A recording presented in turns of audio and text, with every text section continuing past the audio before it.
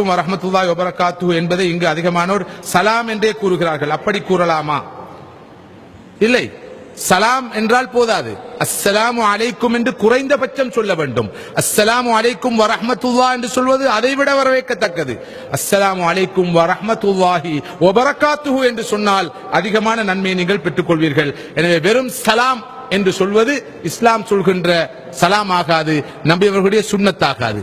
எல்லாத்தையும் சுருக்கி விட்டார்கள். எல்லாம் ஷார்ட் ஃபார்ம், எல்லாம் சும்மா பாஸ்வேர்ட், எல்லாம் பின்கோட், எல்லாம் இப்போது ஷார்ட் ஆவி சலாம் ரலி சல்.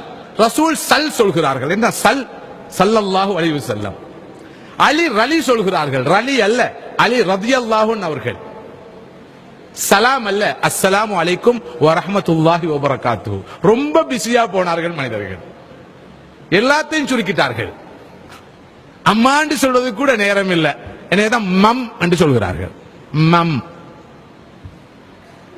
அப்பாண்டு சொல்றதுக்கு நேரம் இல்லை, அதை சுருக்கி டேட் என்று சொல்கிறார்கள்.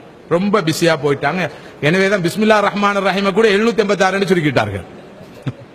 அப்ப 786 786 786 சொன்னா நன்மை கிடைக்குமா? குர்ஆனுடைய ஒரு எடுத்து ஓதினா 10 நன்மைகள் கிடைக்கும். அலிஃப் லாம் மீம் என்று சொன்னா 30 நன்மைகள் கிடைக்கும் என்று சொன்னார்கள் ரசூலுல்லாஹி ஸல்லல்லாஹு அலைஹி வஸல்லம் அவர்கள். எனவே குர்ஆனை ஓத வேண்டும், அதன் வார்த்தைகளை வசனங்களை ஓத வேண்டும். அதே போல நபி அவர்கள் கற்றுத்தந்த திக்ர்களை ஔராதுகளை மனம் குளிர, கல்பு குளிர, வாய் திறந்து முழுமையாக சொல்ல நாம் கடமைப்பட்டிருக்கிறோம்.